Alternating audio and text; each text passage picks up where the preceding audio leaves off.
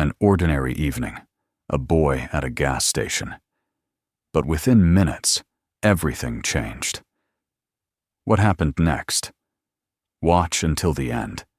Tell us in the comments where you're watching from, and don't forget to subscribe and like. The last light of the day lingered over the horizon, painting the cracked pavement of an old gas station with hues of orange and red. The place seemed forgotten, a lonely outpost on the edge of a small, sleepy town. A single, crooked fuel pump stood beneath a flickering lamp, while a faded sign above the convenience store advertised fuel and snacks. The air was heavy with dust, and the faint hum of a vending machine filled the silence that hung over the empty road.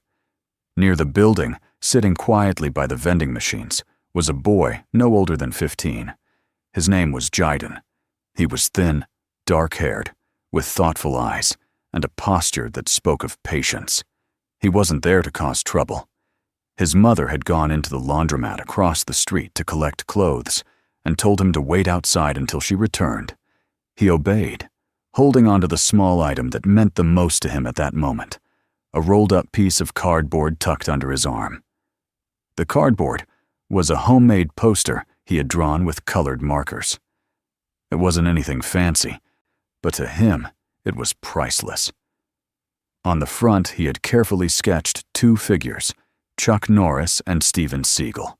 Below them, he had written in bold letters, "My heroes." It might have seemed childish or naive to others, but Jiden didn't care. For weeks, he had heard rumors that sometimes famous actors passed through their small town. Maybe they were filming nearby. Maybe they were traveling quietly to escape the noise of the bigger cities. The stories sounded far-fetched even to him, but still he had made the drawing, just in case.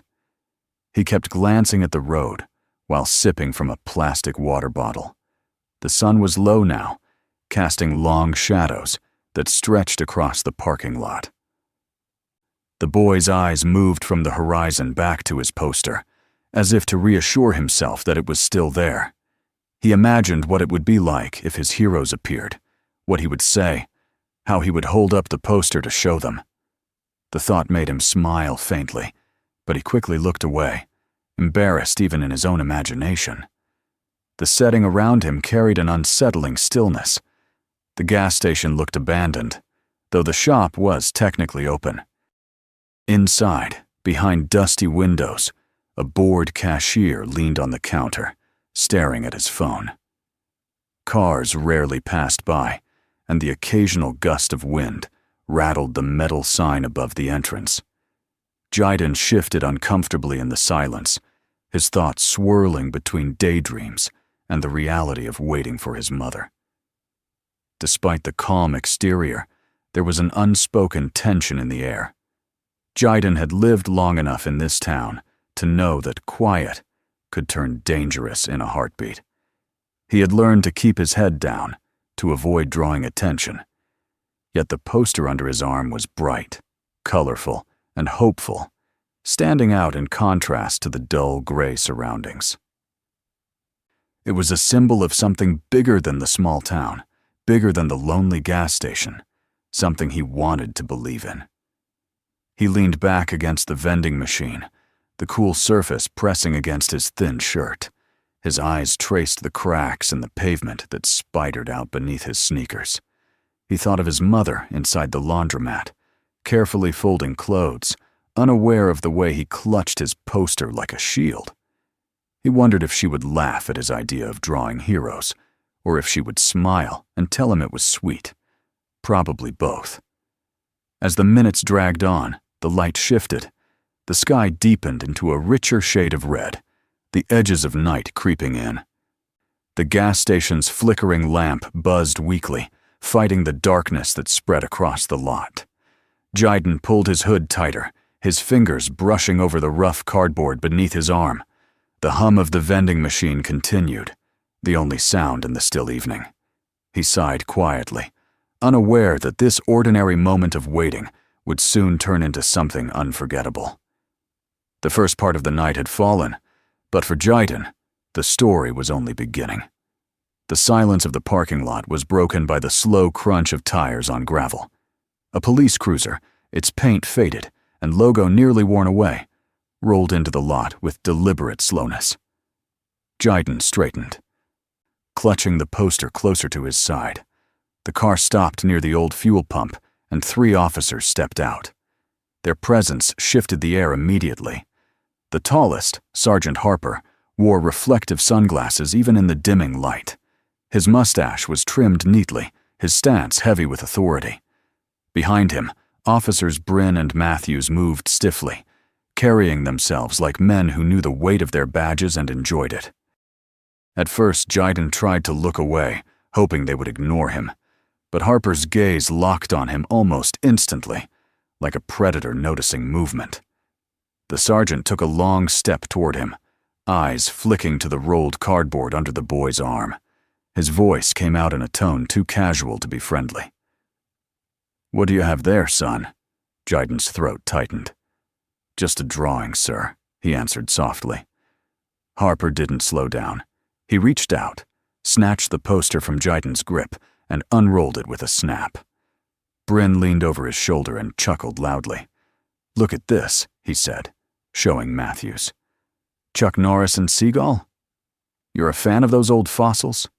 Matthews folded his arms, smirking, while Jiden stood frozen, his heart pounding. "Waiting for your mom or checking out the place?" Matthews asked, his voice carrying a sharp edge. Jiden swallowed. "I'm just waiting." His voice was small, barely carrying past the officer's boots on the pavement. Bryn stepped closer, narrowing the space between them.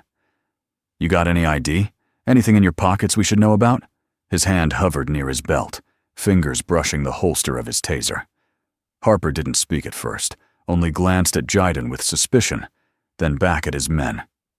"He looks nervous," Harper said finally. "Nervous usually means you're hiding something." "I'm not hiding anything," Jiden protested, but his feet were already edging backward. The officers moved with him, subtly shifting, closing the circle. Matthews slid to the side, blocking off his path toward the road. Harper gave a faint motion with his hand, and Bryn's palm rested fully on his belt now. The space around the boy shrank quickly, suffocating in its silence. Jiden's breathing grew fast and uneven. His voice trembled as he said, "My mom is inside. Please, I haven't done anything." Harper's face hardened, the false friendliness gone.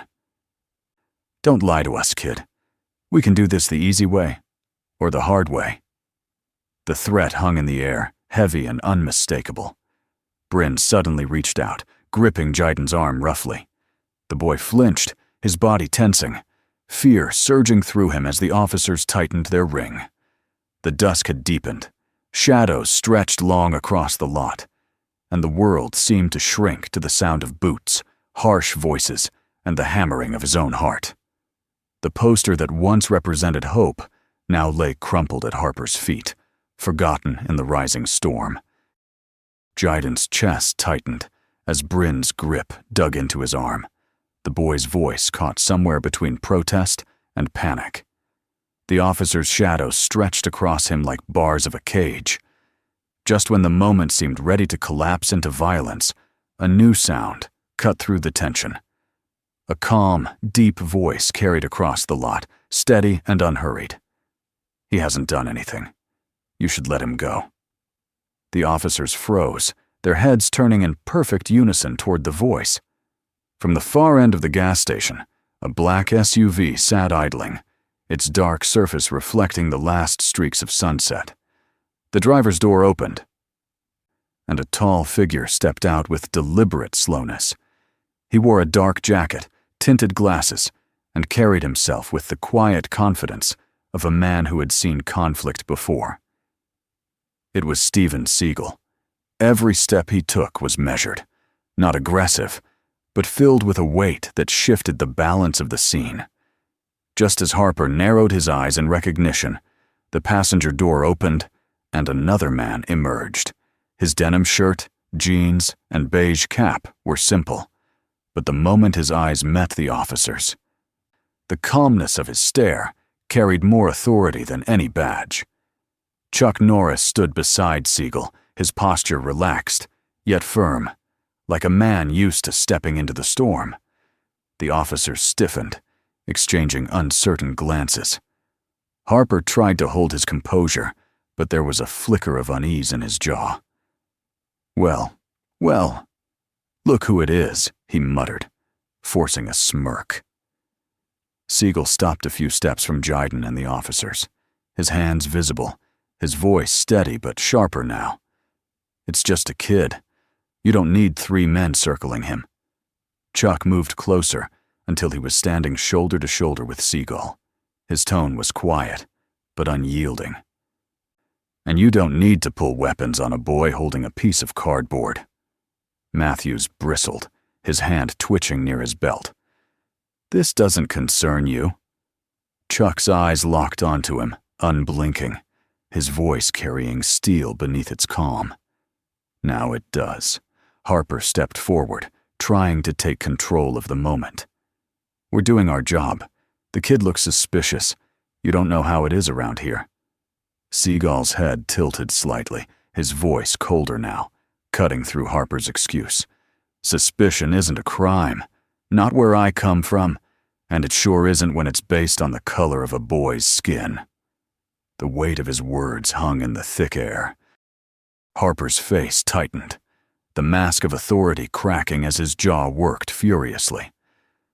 Bryn's grip on Jiden faltered for a second under the rising tension. The boy's eyes darted between his heroes and the officers, disbelief mingling with fear. His voice barely escaped his lips when Seagal asked gently, "What's your name?" "Jiden," he whispered, almost afraid to speak. Seagal's gaze never left the officers as he answered, "You're safe now. They won't touch you again." The lot had gone silent except for the faint hum of the vending machine. Witnesses were starting to emerge from cars and the shop, their phones raised, recording. The circle around Jiden was no longer tight. The balance of power had shifted, and the officers, who only moments ago had seemed immovable, now faced 2 men whose quiet strength carried more force than intimidation ever could. The confrontation was far from over, but for the first time, Jiden felt the grip of fear loosening. The stillness of the lot shattered in an instant when Bryn shoved forward, trying to push Seagal aside. But before his hand could even connect, Seagal's body shifted with fluid precision, his arm snapping up to catch the officer's wrist. In a single smooth motion, Bryn was on the ground, face twisted in pain, as Seagal held him down with just enough pressure to control him without breaking anything. The officer's grunt echoed across the pavement, sharp and humiliating. Matthews reacted immediately, yanking his baton free with a snap. He lunged, but Chuck was already moving. A sharp step forward, a strike with the palm of his hand to Matthews's wrist, and the baton clattered against the cracked pavement. Chuck spun, twisting Matthews's arm behind his back, forcing him toward the wall of the gas station. Matthews strained against the hold, but the strength guiding him was unyielding, calm, and absolute. Sergeant Harper's instincts screamed at him to regain control. His hand dropped toward the grip of his gun, but the moment his fingers brushed the holster, Seagal's eyes lifted from the subdued Bryn. The calm in that gaze was more terrifying than any threat. His voice was low, but carried like a blade. "Draw it. I dare you." Harper froze, his hand hovering but unmoving, his mind racing. Around them, people were emerging from cars, from the shop, from the shadows. Phones were raised high, recording every moment. The sergeant's authority, once absolute, felt smaller under the lens of those cameras and the steady presence of the 2 men standing against him. Bryn writhed on the ground, growling in frustration as Seagal tightened his hold just enough to remind him of the futility of resistance.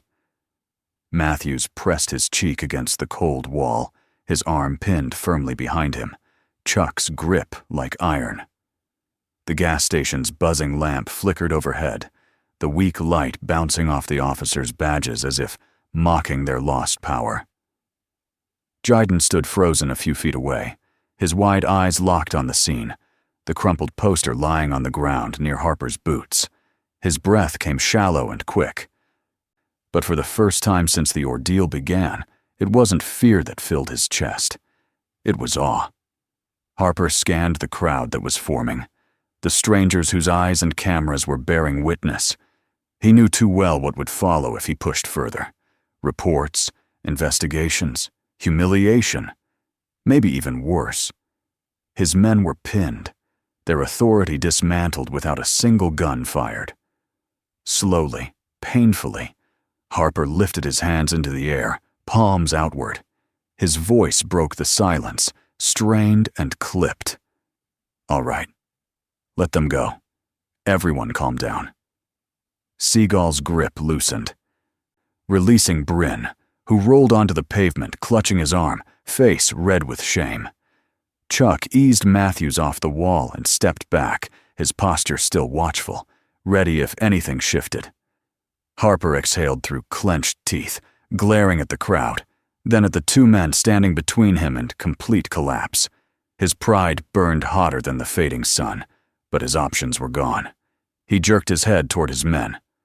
"We're leaving." Bryn staggered to his feet, muttering curses under his breath, his eyes flashing with a promise of revenge. Matthews rubbed his wrist, glaring darkly at Chuck, but neither dared to move against them again. Together, they retreated toward the cruiser, the weight of humiliation dragging with every step.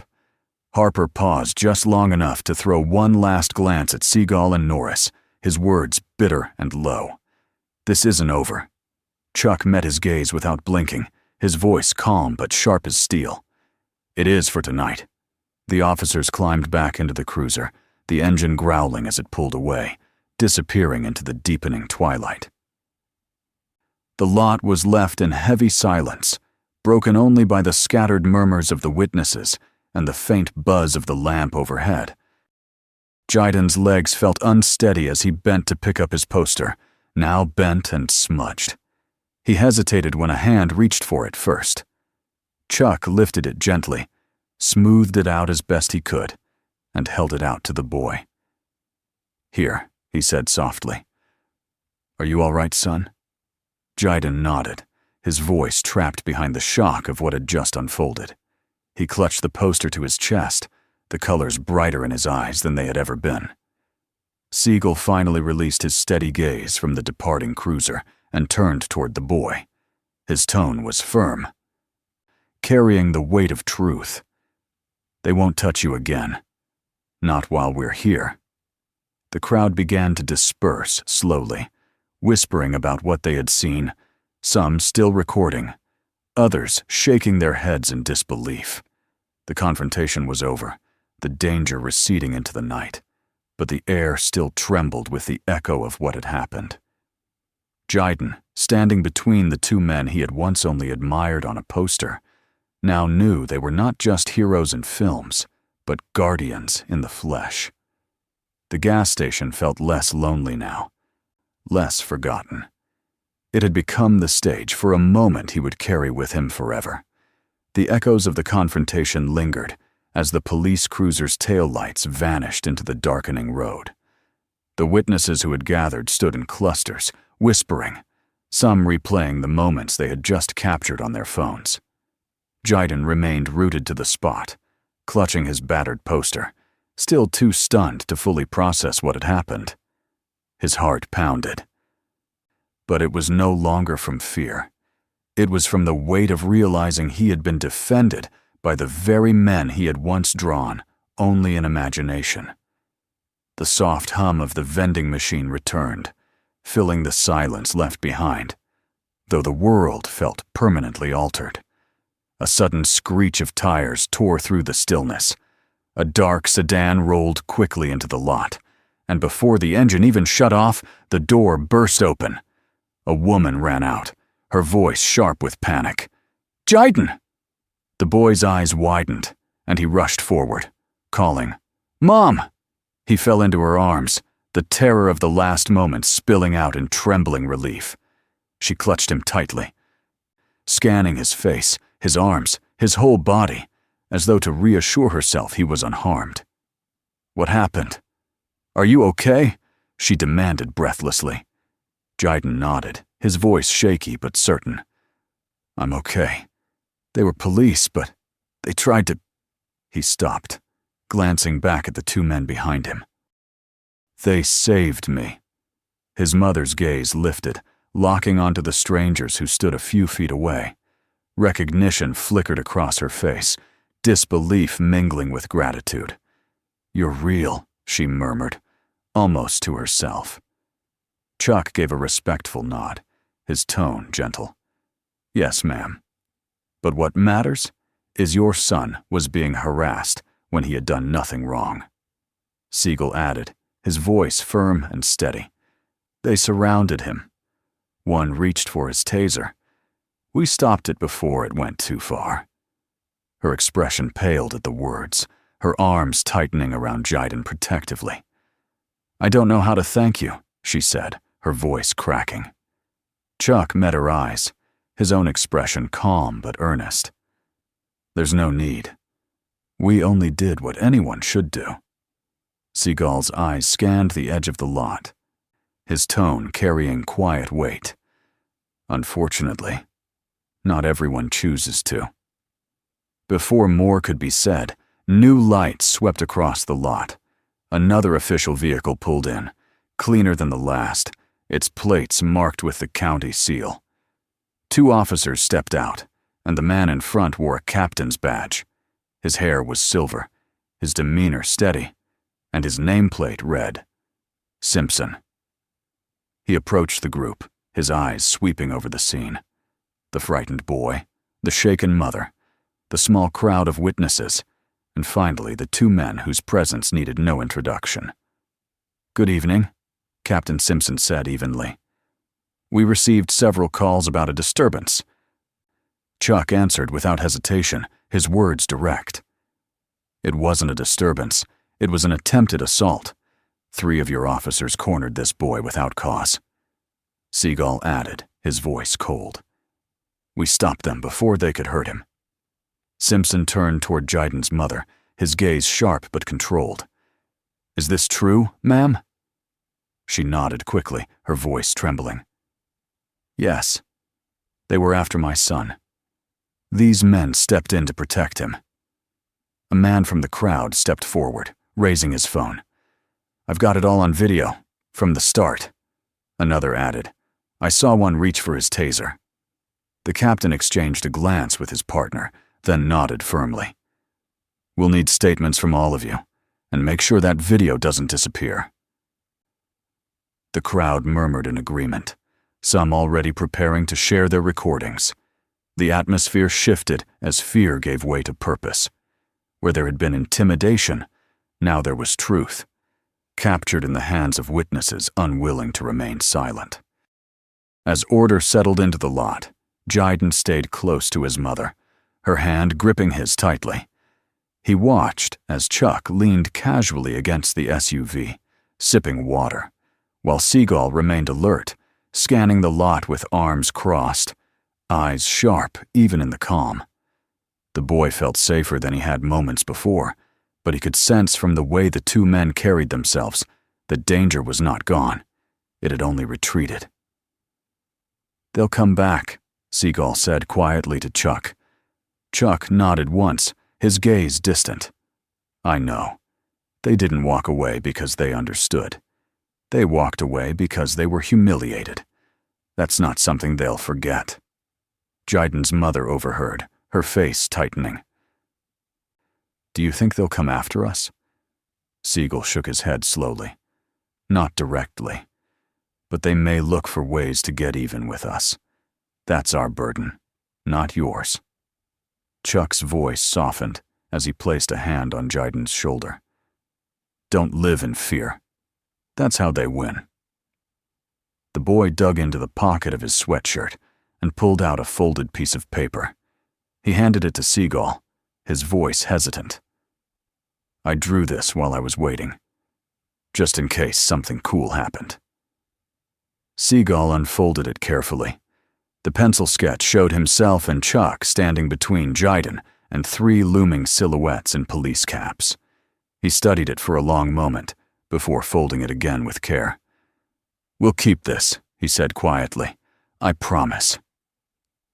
Captain Simpson returned, confirming that an internal investigation would begin and that the officers involved were already being contacted. His words were official, but the look in his eyes revealed that he understood exactly what had happened and who he was standing before. He didn't challenge them further. When it was finally time to leave, Jiden and his mother climbed into their car. The boy rolled down the window, leaning out as the engine started. "Thank you," he said earnestly, his voice breaking with emotion. Seagal gave a small nod. Chuck raised his hand in a calm wave. The car pulled away, its taillights fading down the quiet road.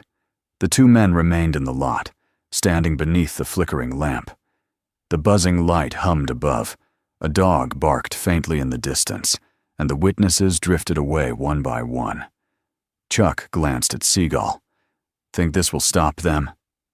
Seagal exhaled slowly, his eyes fixed on the road where the cruiser had vanished. "No, but it will slow them down." Neither man spoke after that. They didn't need to. They stood together in the warm night air, not as actors or legends, but as guardians who had chosen to act when silence was no longer an option. A simple wait turned into something unexpected. This is only part of the story. Share where you're watching from, subscribe, and hit like.